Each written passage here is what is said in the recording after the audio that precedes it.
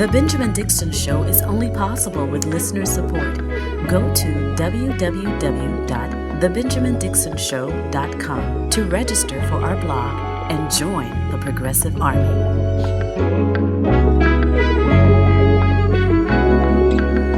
Today is Thursday, October 15th, 2020. Thanks so much for joining me. I had the chance to speak with Jonathan Smucker yesterday. He is the co-founder of Lancaster Stands Up, Pennsylvania Stands Up, Beyond the Choir, and also the co-founder of Common Defense. He researches populism and political realignment processes as the focus of his doctoral work in the sociology department at UC Berkeley. Now, I generally don't do a whole lot of interviews, and those that I do, I kind of space them out across multiple episodes. But I thoroughly enjoyed this conversation yesterday, particularly because of the project that he's working on with, it's called Not Him, Us. Putting into context the struggle for people on the left who are trying to figure out what they're going to do in the next few weeks in terms of elections, and then Joe Biden or Donald Trump or no one at all, or write in somebody or vote third party. In the midst of this conversation, we just really it was a great conversation. Let me just say that. And I want to bring it to you in this episode. So take a listen in. This is Jonathan Smucker. Listen in.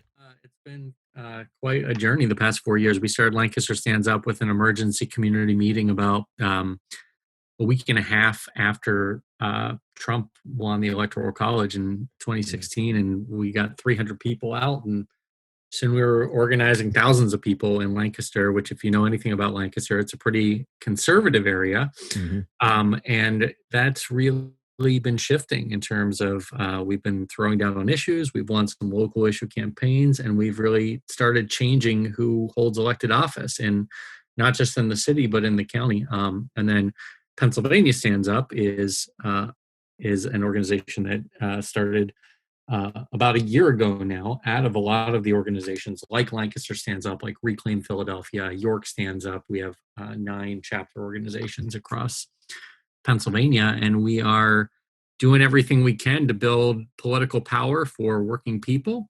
And we work both on issues and on changing who's in office. And I don't know if you saw the primaries this year in Pennsylvania, but progressives, people who are kind of insurgents along the lines of Bernie Sanders and Ocasio-Cortez, swept in the primaries across Pennsylvania in state house and state senate races.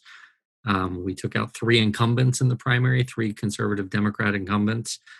We defended folks like Summer Lee, defended their seats against primary challenges from moderate Democrats, and in the contested seats, we won most of those.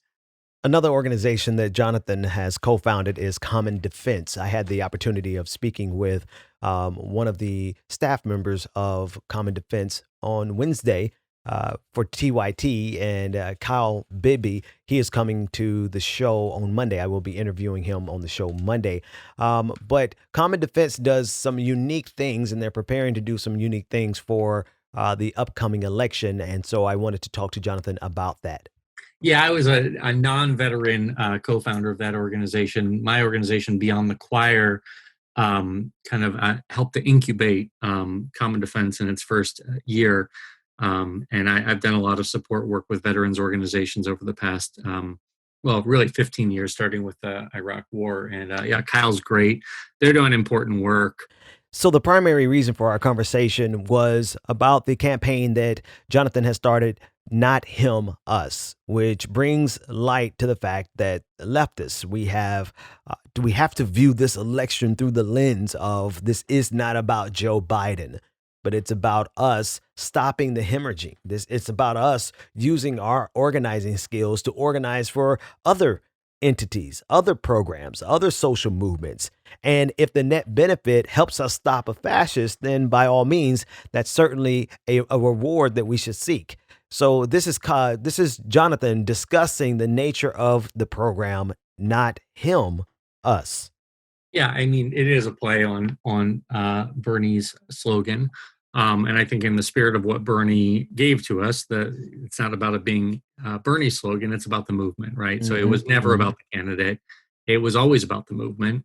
And we think that's even more true with Biden as the Democratic nominee. Biden not being our first choice or our second choice or Third. most of us third or fourth, fifth. So yeah, this is a pretty sober kind of assessment of the Democratic Party and what we as leftists, as people involved in movements and building long-term organizations and trying to change the course of U.S. history and what we should do in this election. And look, I've knocked a lot of doors in the past 4 years.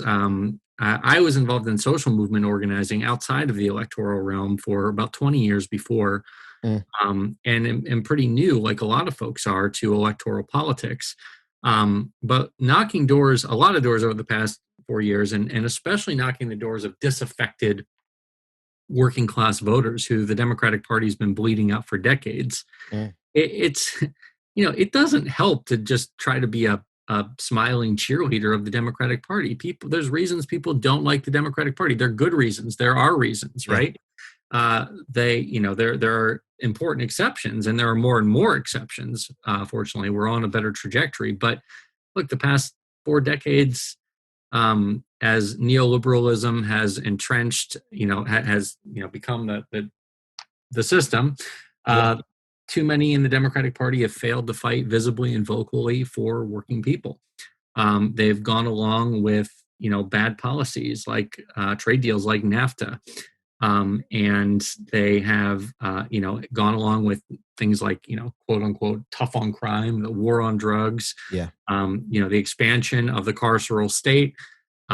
They've, failed to really hold anyone accountable for the financial crisis in 2008.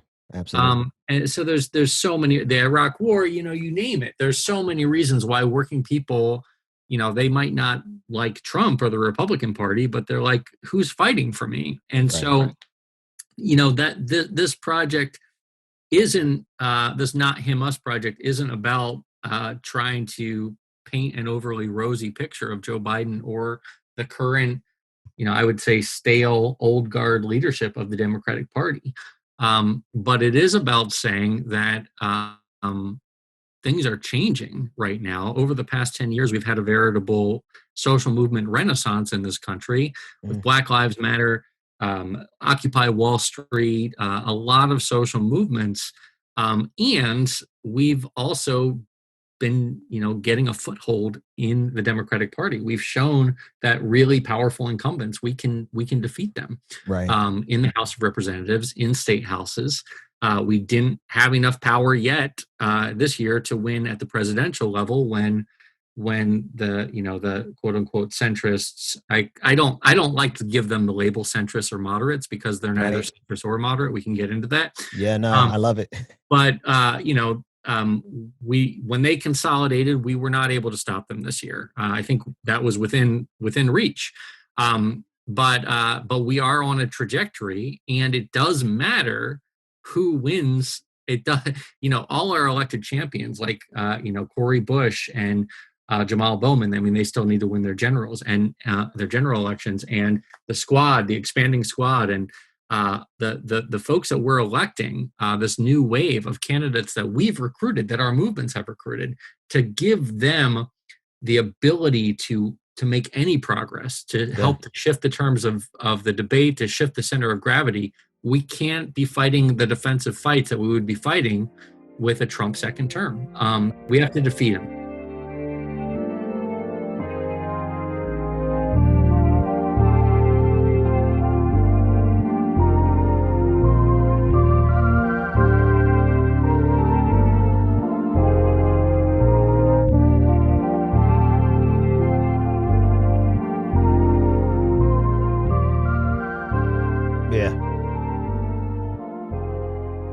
So I want to continue the conversation with Jonathan, but I just want to put it into context. Like there's so much involved that we're getting ready to kind of expound on here. And in a few towards the end, in fact, I think I'm going to make the entire episode public so that you can get the full picture. Towards the end, we begin discussing the cycles of progressive organizing and how those cycles through history really show that this, even though it seems like it's a moment of despair, that this is actually a very strong moment. And we begin to connect that. Jonathan begins to connect that through the program, Not Him, Us. Take a listen in. This is a humble, small, and very targeted project, right? And what we are trying to say is, it's true. We can't count on the Democratic Party. Right. We can't count on them to do anything without pressure from people's movements. And we can't even count on them to win the election. Yeah. We all have to step up. And so this is really aimed at, I'll say it this way. If there are people who were voting for Bernie, right, and are not planning to vote for Biden, and they read this and they decide to vote for Biden, that's kind of a bonus. But really what we're aiming to do is get the volunteer base, folks like myself who, traveled to Iowa twice, made calls, sent texts, poured our hearts into this, who know what it's like to volunteer, who put in lots of time to volunteer, to understand that, hey, actually, these last couple of weeks, we have to step up and volunteer. Yeah. I don't like Biden. It's not about Biden, right? But we actually have to do our part. So we're trying to get folks who enthusiastically volunteered for Bernie to do whatever it takes, hold our noses, and put in the time, because every bit counts, and it really, really matters to our movement and to our next steps in building a progressive movement to defeat Trump. Because he is whether you want to call him a aspiring fascist or a fascist, we don't want to wait until he's consolidated power to call him a fascist. Exactly. We're in a dangerous place, and we've got to stop this if history tells us anything. So we're just trying to get more folks to volunteer. And specifically, we're not telling them go volunteer for the Democratic Party or for the Joe Biden campaign. We're saying there's a lot of important people's organizations like People's Action, Center for Popular Democracy, Mi Gente, the organizations like Pennsylvania Stands Up and Pennsylvania, that are both working to defeat Trump and elect Biden. And they're working to elect down ballot champions, right? Folks that we're actually enthusiastic about. And they're getting ready to hold a Biden administration accountable and to put popular demands on a Biden administration from day one. Yeah. The reason I'm so excited about this interview and I'm kind of featuring it as the entire episode is because it lends some credibility to hear someone who has been organizing. There are a lot of people like this. The people who have been organizing for years. People who probably haven't even spent a whole lot of time in electoral politics, but they understand, the folks who have been doing the work, not us media talking heads, these pundits. I could try to convince you as much as I want, but to hear it from people who have been organizing for years and are now looking at the severity of the moment, say, listen, we've been doing this work from a leftist perspective, organizing for decades, and we got to get rid of Donald Trump. And to hear from someone who is not immersed in electoral politics like me, like a lot of you. We pay a lot of attention to the sexiness of campaigns. But the people who have been doing the work, they understand the severity of the moment. Listen in. I've always paid attention to elections. I've been kind of like, I watch them because I think that they matter. Right. But yeah, I think, basically from the mid 90s when I came of age, to up until about 2015, when Bernie started running, I had the view, we should build outside power. We should organize workplaces. We should organize movements. We should organize, strong social movements to apply pressure. And I still believe that. But one thing I've really come to recognize the past few years, and I think a lot of people have come to recognize, I think for like 30 years, there was this chasm between electoral fights and the electoral realm and outside social movements. and even advocacy organizations, right? That like there was a chasm between those things. And you know what I came to realize is that that chasm has only served the people in power, and that we need to build political organizations that can do both, that can make popular demands, help to catalyze strong social movements that do pressure from the outside, but it also matters who's in office. You look Right. back at the history of the United States the past 100 years, and it was those moments when we had both strong social movements and, specifically Democrats in office, ideally a trifecta. That's when we passed New Deal legislation. That's when we Yep. passed Civil Rights Acts, the Voting Rights Act, and that's the recipe. And it's not enough just to have Democrats in power, right? We saw that the Democrats won a trifecta. They won control of both houses and the presidency in 2008. But you didn't have at that point the strong social movements that we've built over the past 10 years. Right. And so you had everybody kind of give Obama a blank check. And, I was excited that Obama won. I like him enough, but his orientation was to kind of, make peace with, on healthcare, like with the pharmaceutical industry, Yeah. with health insurance industries, and kind of begin the fight from the compromised position. And Yeah. we know that And- didn't work well. Now, I want to inject a sidebar here because this is something that whenever we talk about Obamacare on this podcast, I want to make sure that people have a crystal clear understanding that Obamacare is a conservative piece of legislation. It is based on quote unquote free market principles. It gives windfall profits to the healthcare industry and the insurance companies, more precisely. It is an ideal from the Republican Party, the Heritage Foundation think tank, and it was first put into practice by Republican Governor Mitt Romney in Massachusetts. And yet and still, conservatives fight against Obamacare, the Affordable Care Act, as if it was socialism. And so to that end, our conversation began to shift towards the need for social movements that have political and electoral power that can push these Democratic presidents into actually doing the right thing. Because even when they try to negotiate with conservatives and they try to do something along the lines of reducing big government like Bill Clinton in 1994, what did he get? Well, he got the full onslaught of Newt Gingrich and the Republican Party impeaching Bill Clinton. And when Barack Obama did the same thing and tried to triangulate with Republicans and got Obamacare, what did they do? They spent the last 10 years trying to destroy it, and we're coming around the corner for them to try to destroy it again. Now, I just want to inject that sidebar. Going back to the conversation, though, it's critically important to understand the role of organizing in addition to electoral politics. Okay, let's let this breathe for a second, and we'll be right back with more of this conversation.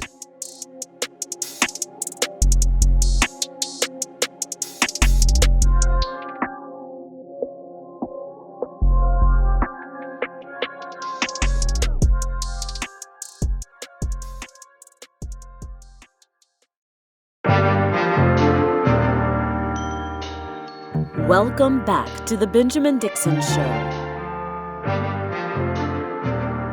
Visit us online at thebenjamindixonshow.com. Well, because it's part of the terrain that impacts us. Look, one of the arguments that I've gotten often, and I think I even made this argument in the past, right, is that like, oh, we shouldn't engage in electoral politics because it drains the energy of our movements that should be going into other things. And here, I think the Bernie Sanders campaign blew that argument out of the water, because what Bernie was able to do in both 2016 and 2020 is it's not a matter of he was draining energy from social movements as if there's like this finite amount of energy. He succeeded in activating millions of people who our movements and the quote unquote left had not been successful in activating. So here is social movement is an electoral campaign kind of building a social movement. I mean, I've described it as a social movement in electoral drag. And I think so that's one of the reasons why I think we really, really need to engage in it. And it matters who's in power. It affects what we are able to do. It matters who is in power. It affects what we can do. I asked Jonathan next to discuss then what would happen to progressive movements and all of our causes if Donald Trump gets reelected. Now, we're going to talk about the false equivalences that people bring up all the time to try to mitigate this argument, to try to push back against this argument, to say, oh, Donald Trump is the same as Joe Biden. He's not. He certainly is not. But we'll get to that in a second. Let's just consider what happens to all of our plans as progressives if Donald Trump gets reelected. Well, I think historically we're in an extraordinarily dangerous position with the rise of right-wing authoritarian movements, which are kind of proto-fascist movements. Mm-hmm. And the escalation this summer of Trump increasingly signaling his willingness and experimenting with using political violence. I mean, that's really the definition of what a lot of political scientists see as the distinction between authoritarian populism, which everyone agrees Trump is that, and fascism, which people are more hesitant to describe, is the systematic use of political violence against your opponents. And Trump is doing that. I think this isn't just about us not being able to achieve our agenda, which is itself highly consequential, right? On climate, especially, we have a limited window to make serious progress, to pass a Green New Deal and shift how energy is consumed and our whole economy. And this is important both for workers and for future generations, right? Yeah. We have a limited window to accomplish that. But even beyond that progress that we can be making, we're in a dangerous position in terms of what Trump might do. I mean, when you campaign, Trump has shown, when you campaign based on xenophobia and racist fear and fear-mongering, that is how you will govern. And those are the tools that he has, and he continues to escalate. And so it's extraordinarily dangerous for the safety of our communities, for the future of our democracy. And I know people are like, well, what democracy do we have? And people are dismissive of, but things can get worse. Things can get worse. There's so much more to go in this conversation, but that's so important right here, right now. Things can get so much worse than they are precisely because of who Donald Trump is and how he is operating. We're going to pause. We're going to have this patron party. I want to thank everyone who makes the show possible. And when we come back, we'll continue the conversation. Go to www.patreon.com/The BPD Show and get twice the content and unfiltered interviews without any of the commercial interruptions. And here we go. At this point in every single episode, I'd like to take a minute to thank the people who make the show possible, our patrons. Very special welcome to our one and only patron of the day, Jeff Spakowski. Thank you so much for becoming a patron. This entire patron party is just for you. Everybody just bob your ass. Thank you to everybody who supports this program. We're not going to cut the music short just because we only got one patron. I'm going to be quiet and I want to see you bob your head. I'm watching. You're not dancing. You're not bopping. Okay, I see you, fam. I see you. You too can become a part of this prestigious and prodigious patron family by going to patreon.com/The BPD Show, where you get twice the content, uncut, unfiltered interviews, none of the commercial interruptions, and you give me the ability to speak power into the powerless with the powerful, like it or not. Welcome back to The Benjamin Dixon Show. Visit us online at thebenjamindixonshow.com. Yeah. Yep. Check me out. I'm fighting temptations here. I'm fighting temptations since we only got one patron. I'm like, well, then I should just make the best half of this interview, make it a patrons only. Man, that inner demon of capitalism almost got me. I'm not going to do that. We're going to keep the whole conversation public because my patrons do enough for us to get this message out. The next part that I talk with Jonathan about is critical. The next 30 minutes are critical because there are a lot of erroneous ideas out there that are passing for the highest echelon of leftism and wokeism, when in actuality, they are counterproductive to our own causes and will contribute to our own demise.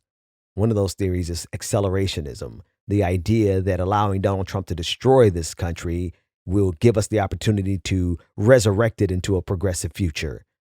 Let's listen into what Jonathan thinks about that. I think that the accelerationist theory is not at all grounded in empirical evidence from history.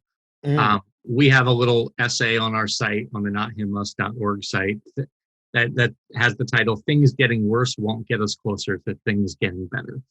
And it's basically the notion that things have to get worse before people, quote unquote, wake up is unsupported by history. And I think that's true. And as an organizer, you really see that things can get worse and worse and worse. And things getting worse doesn't inherently catalyze people into action. What tends to catalyze people into action is what social movement scholars call raising expectations, right? So it's people getting an experience that they have some sense of historical agency, that we can make a difference as people when we get together and combine into a force for change.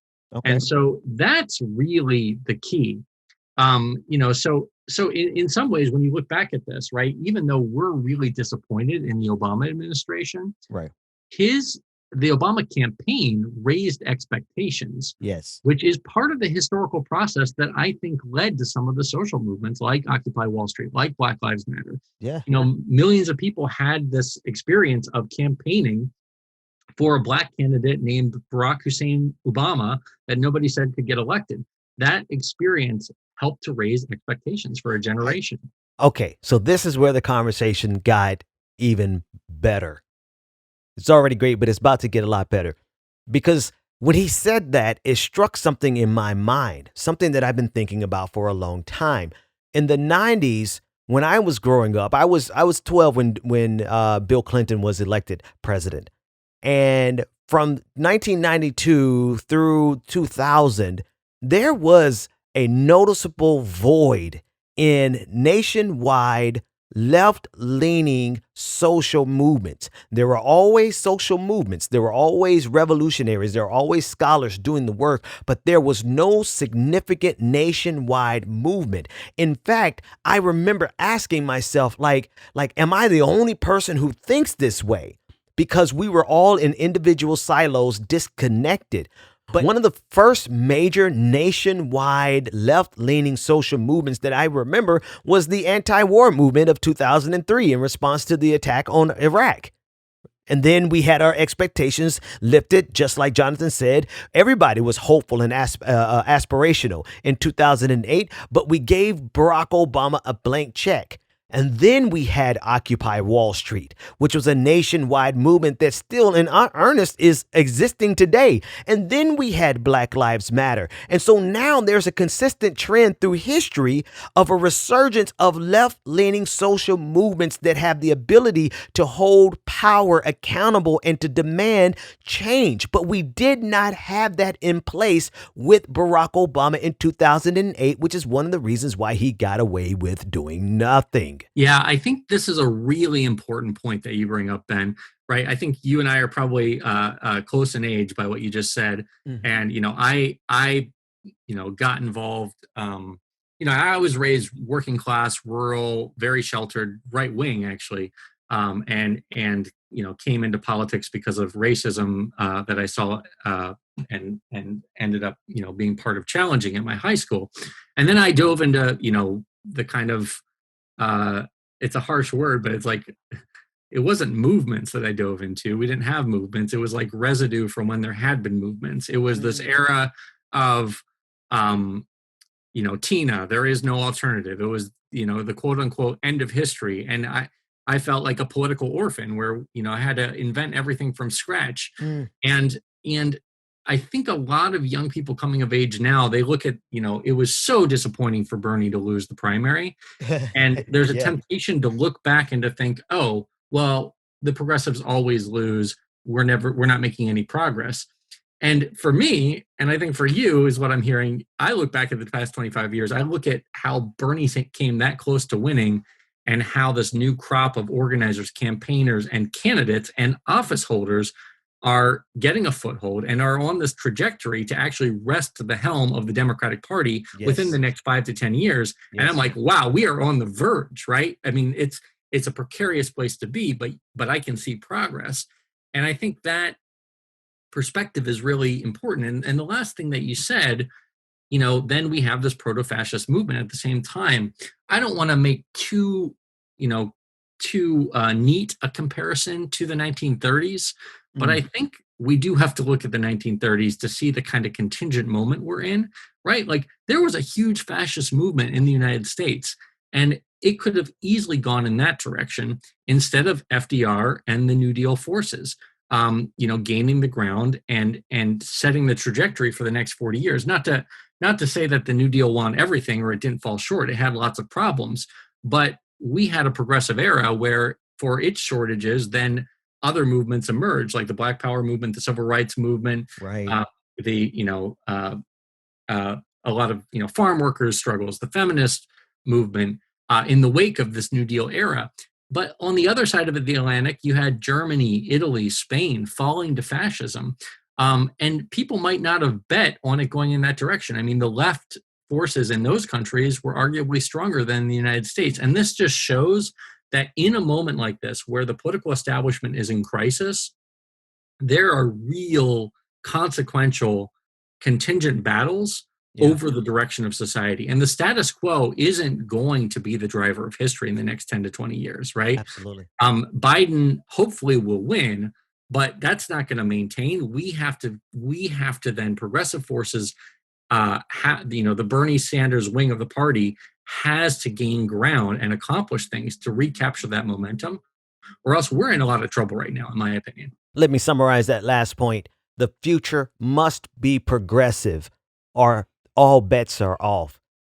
My closing music is coming up here. Everybody stay tuned. We're going to get the full interview in on a single episode, and I want it public because I want to make sure that everyone hears these arguments and internalizes these arguments and let us do what we have to do so that we can live to fight another day.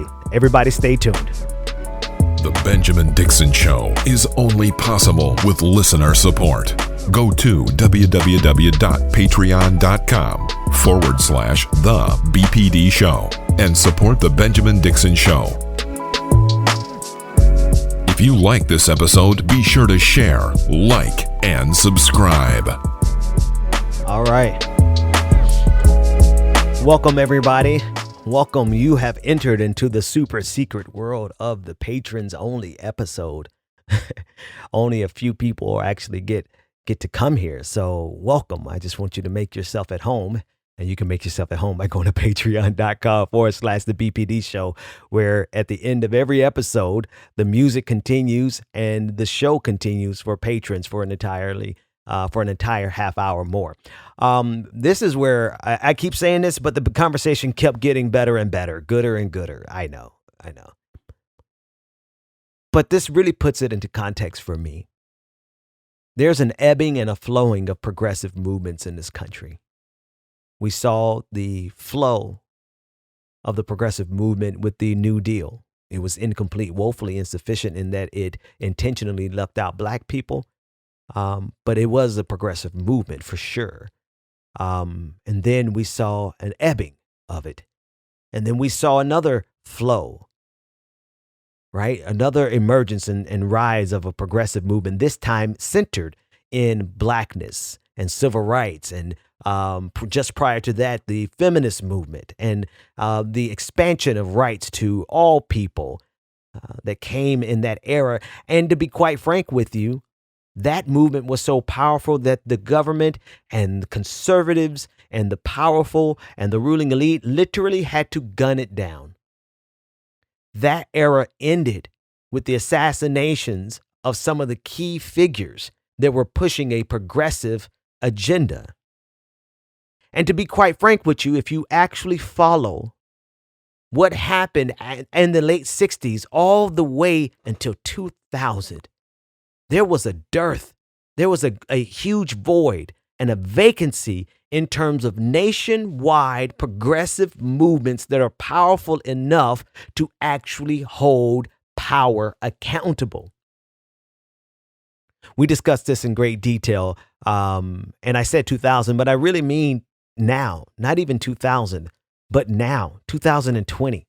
2020. They gunned down our progressive future for a 52-year period. And we're just now coming back to a place where we have the organizing capacity, the numbers, the intensity, and the troops to hold this system accountable. And though it looks like we may be losing, in actuality, in the greater arc of history, the future has to be progressive, and it can be progressive, but not if we lay down our rhetorical arms and give way to a fascist, because we draw a false equivalence between an institutionalist like Joe Biden and a fascist like Donald Trump. If we surrender in this moment, then we would have undermined our ability to make a progressive future, because according to the arc of history, it should be our time very, very soon, but not if we get a fascist in power. Look, Joe Biden is a lot of things, and he has a lot of things that I don't like. But I think we need to be, words have meaning. Yes. And fascist is a very precise word. I even hesitate to use the word fascist to describe Trump. I think it's more accurate to describe him as an aspiring fascist. He would be a fascist if he could be, and we need to make sure that he doesn't succeed in that. I think we're in grave danger of going in a fascist direction. We have a responsibility to stop him from achieving that goal. Yeah. That's what I'm hearing you say. And here's what we can say about Joe Biden and the old guard, neoliberal leadership of the Democratic Party as it is today, is that neoliberal era and their policies did set the stage for a crisis of authority, a runaway inequality that has, set the stage for the rise of fascism as a potential direction, right? Absolutely. So neoliberalism set the stage. So it is not enough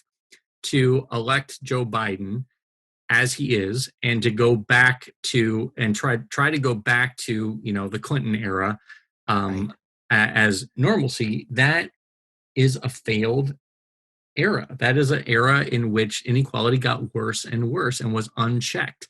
And so, I think that's more of the precision of thinking about the relationship between neoliberalism and fascism. Right. And I don't remember Nina Turner's exact quote, but she's like, we have to slay the two dragons, neo-fascism and neoliberalism. Yep. And, I understand how it can seem, oh, well, you want to slay them both, and then you're asking us to vote for the neoliberal.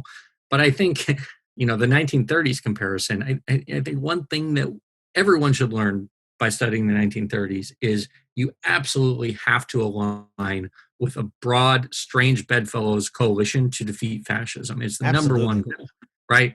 And then you have to have it out, because the reason we got here is because we can't just be like, all right, we did that. Let's see how Biden governs. Let's wait and see. No, we can't even give him a honeymoon. We have to be making bold demands on day one.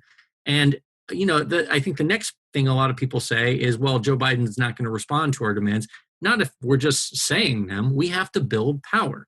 We have to build power that we can leverage, that they have to respond to. Right. We have to show that the policies we're after, a Green New Deal, Medicare for all, overthrowing the carceral state, that these are popular demands. We have to show it, and we have to learn to do politics in a way that we're actually leveraging power. Yeah.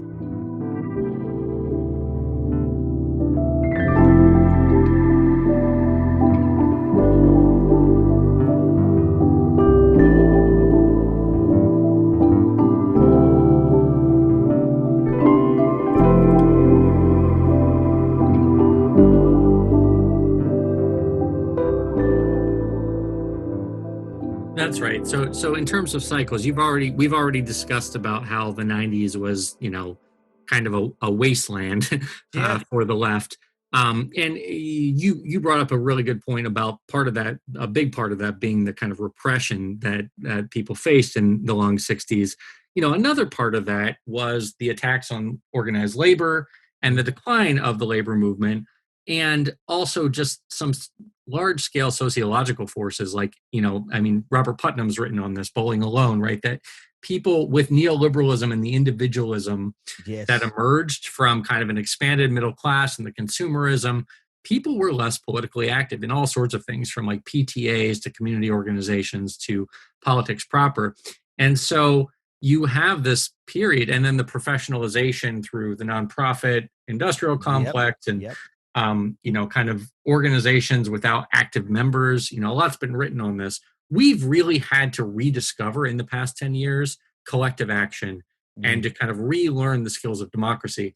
And I think we're kind of in a race against time to do that, because it's not like we're not super strong. We're like precariously getting stronger, right? Yeah. Each cycle right now, we're training more people to be skilled campaigners, skilled organizers, candidates, electeds. But we have to get more people, so I would say to any young person who is like getting involved, don't just learn a political analysis, learn the useful kind of skills of, of organizing and campaigning and how to navigate political terrain, because we need more of that right now. The other thing, and we're on that trajectory, but it's kind of a race against time to get more of it. The other thing that's changed is just the common sense, right? Like before Occupy Wall Street came along, that, kind of greed is good and bootstraps mentality was the dominant narrative. Yeah. And suddenly, we are the 99%, the billionaires, Wall Street, the culprits. We have a class conscious popular narrative. And, Black Lives Matter has changed a lot of the common sense, right? So people are with us on issue after issue, and part of that common sense has changed largely because people are experiencing runaway inequality, economic inequality, racial inequality, the looming climate catastrophe, or unfolding climate catastrophe, right? People are experiencing pain and strain, and the dominant narratives aren't holding up. So people are ready for something else, but we have to provide the kind of organizational vehicles and movements and campaigns that channel that energy, because there's so much energy right now. Let me expand on this. There has been so much invested into, I want to make up a word if it's not one, the docilification into making us docile. There has been so much invested into unradicalizing the minds of radical people. Poor people should always be radical. But there has been a tremendous investment in making us docile. And this is what he was talking about here. And this is why this conversation had to be public. Because what we are doing now, see, there's a reason. There's a reason that the next generation is far more radical than ours. That's because we did our due diligence trying to resurrect a revolutionary movement from something that was, for all intents and purposes in the 90s, dead, outside of some diligent warriors, diligent revolutionaries, diligent scholars who have been here the entire time. In terms of a nationwide movement, it was dead. And it was dead because it was killed, literally, by the most powerful people. And here we are at a turning point in American history, where not only do we have radical and revolutionary political analyses, but we have the organizations building. Sometimes we compete with each other. Sometimes we argue with each other. We fight with each other. But at the core of it, we are building political power. And so the reason this next generation is far more radical than us is because their expectations have been increased because of the work that we're doing. We are going to see a renaissance in progressivism. And I don't care how I do care how you define it. I don't care if you think that term is kind of cliche, because I actually think that term is cliche. But the sum total of all of us talking about this, all of us arguing about this, all of us putting pressure on politicians around this. And not only that, but all of us starting to participate in organizations, mutual aid organizations, labor unions, the resurgence of people working in labor unions. That raises the expectation for the next generation. Here's the caveat. We're at such a critical juncture that the more radical group who is benefiting off the fact that we resurrected this thing, there was no nationwide movement when we were growing up. And again, I am careful to make this distinction because I don't want to disregard the people who were diligent and consistent throughout. There were always people who were diligent and consistent, organizing both labor, mutual aid organizations, fighting on behalf of marginalized people. There have been people who have been sacrificing in the trenches throughout this period where there was no glorious nationwide movement. The irony is that a lot of those people are telling you right now that you need to go out and vote for Joe Biden just so that we can live to fight another day. I want to make sure I parse this carefully because the people that we all should show respect to because they diligently fought when there was no nationwide movement that was glamorous and well-funded. They fought when they weren't getting paid for it. They were speaking out about this when they were getting not only getting alienated, but they wouldn't get a job. When it was all but disqualifying to identify as a socialist or a communist, there were people who were fighting for those causes all throughout the 80s, all throughout the 90s, all throughout the 2000s. And now those are the people who are telling us that we should vote for Joe Biden. So I'm pausing to give them respect because I don't want anyone to mistake what I'm saying to say that there was no movement. What I'm saying is that we are building a nationwide movement with multiple channels of power, multiple institutions, multiple voices. They can't gun down this revolution. But they found something far more powerful than that. They have found a way for us to lay it down ourselves. And the way we lay it down ourselves is by saying, I don't see any difference between a traditional institutionalist who hasn't done anything for us like Joe Biden and a fascist who would destroy all of our institutions. With the fascist, you can most certainly be confident that who they are coming to rout out first, to get rid of first, is every single one of us who could continue to push this progressive movement forward. Let's breathe for a minute.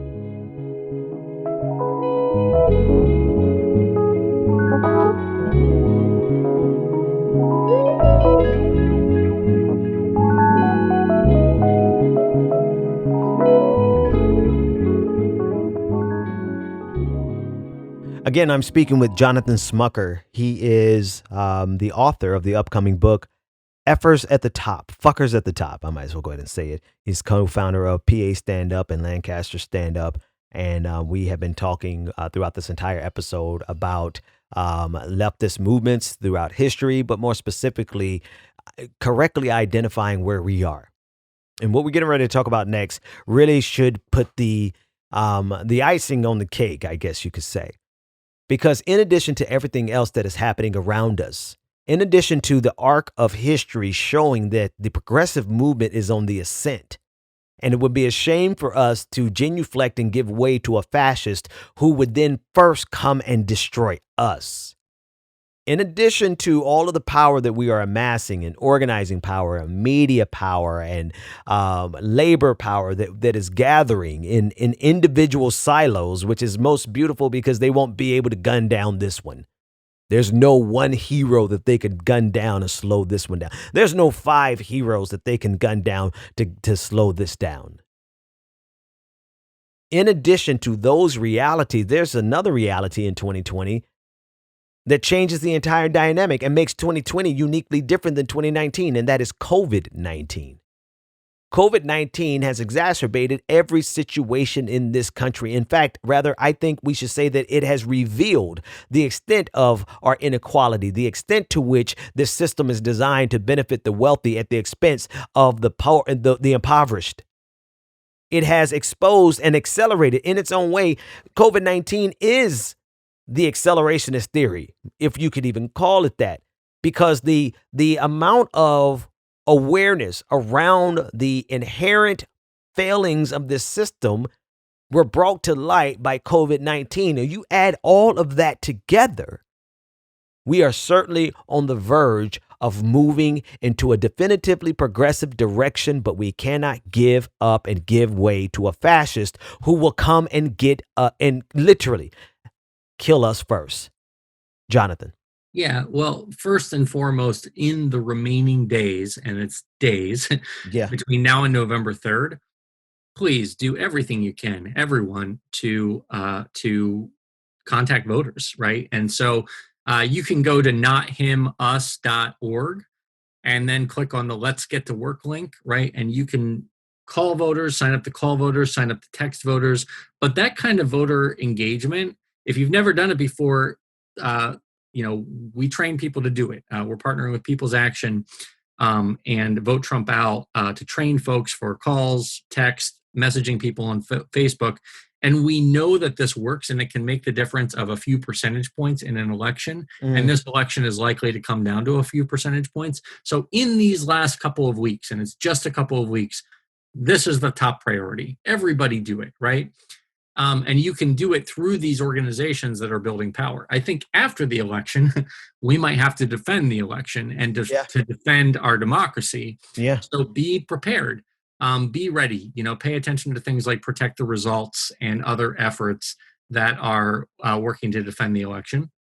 And then we're going to need to make, assuming that Biden wins, which we can't assume that he'll win, right? We have to win it. But within a Biden administration, we need to be putting demands on it from day one.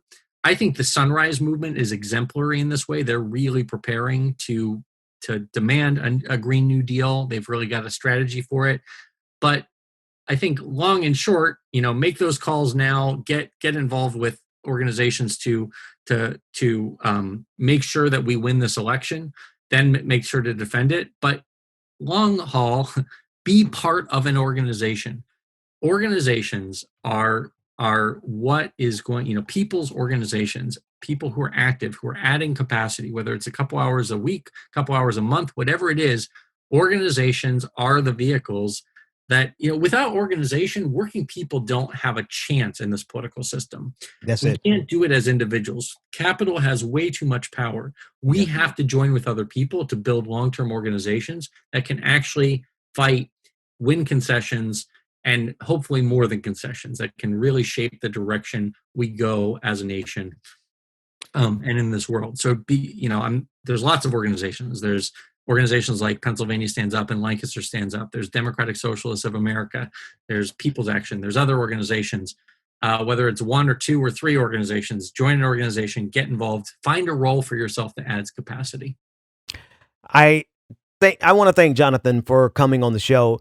That's the entirety of the interview. I jam-packed it into a single episode. I said, all the other stuff that we talk about, all the coverage of the Supreme Courts, all that is important, but really solidifying or crystallizing this moment and understanding where we are. We can go to the left or we can go to the right. And it is critical that we do our part right now to preserve these American institutions and not allow them to fall prey to a fascist who will then in turn come and destroy the leftists first, because we are literally at a turning point in American history. The future is progressive. The Democratic Party will not survive unless they fully and totally embrace the left. We already see that. They're barely surviving now. They're failing. They're flailing. They're at the end. But anyway, before I go into that, I just want to pause and thank two people, Jonathan Smucker for taking time to come and really bless our show with this conversation. You can follow him on Twitter at Jonathan Smucker. Also, I want to thank my longtime patron. She's been with me since 80 pounds ago. back when I was living in Boston for the first time. Liz Booth. She reached out to me on Patreon and insisted that we have this conversation, and I am so glad that she did. So thank you, Liz, for this. And I just want these takeaways to resonate with everybody. It's not just voting for Biden for the idea of the lesser of two evils. It's about buying us time to continue the ascent of this progressive revolution. Yesterday, I was like, you know what? It might take 30 or 40 years.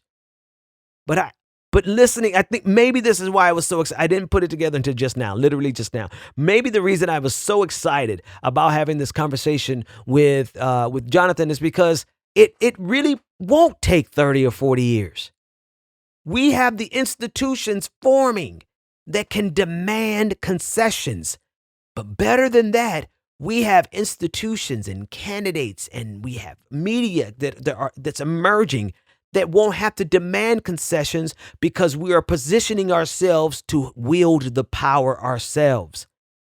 We're not there yet, but anybody who was alive in the 90s and can remember the complete dearth of a cohesive, nationwide, left-leaning social movement can clearly see that the progress we have made from then to now is that 30-year journey that I was talking about. The amazing thing is that we were doing it already. We've been working on it all along. We were just working in our individual silos. And then we did have in 2008, I don't care what anybody says, I agree with Jonathan. Barack Obama didn't do what we needed done, but he certainly raised the expectations and made a whole generation of people believe that we could demand more. And even though he didn't deliver, we didn't change our demands. We're demanding more. And then Bernie Sanders came along and helped us understand what we need more is a much more progressive country. One that doesn't capitulate to the millionaires and the billionaires, but does on behalf of the least of these. 2016 and in 2020. He didn't win. He disappointed some of us, and that's cool. But you know what? He raised our expectations. And now we do have a generation of people who are coming behind us who lived and all they know are those expectations. And so sure, they're going to look at us like you guys are moving too slow. But slow down, my friend. Let me help you understand something. The trajectory that we are on now is because people have diligently worked to resurrect a progressive movement that was gunned down in the 60s. And it has taken 50 years to get us back to the point where we are now. And the people who have been diligently working since the 60s, and those of us who saw the void in the 90s and connected with those scholars and those revolutionaries and those people who never gave up the fight, but we started to learn from them. And from that, it blossomed. And from that, that's how we got the anti-war protests, the nationwide protests that emerged in 2003. It didn't win, but it raised our expectations. And from that, that's how we got Occupy Wall Street. It didn't win, but it raised our expectations. And from that, that's how we got Black Lives Matter. And Black Lives Matter is on the verge of winning. But what it did most of all is it raised our expectations. And here we are. We're in a moment where we have organizing capacity, we have fundraising capacity, we have media capacity, we have people in office, we have elected officials, we have influencers. We've got the components of what we need, and the only thing that we cannot afford to do is to lay down because we can't win it all in 2020 and turn it over to a fascist. I think this is the most important episode that I've done, period. Share this everywhere, and I will see you next time. Thank you, Jonathan.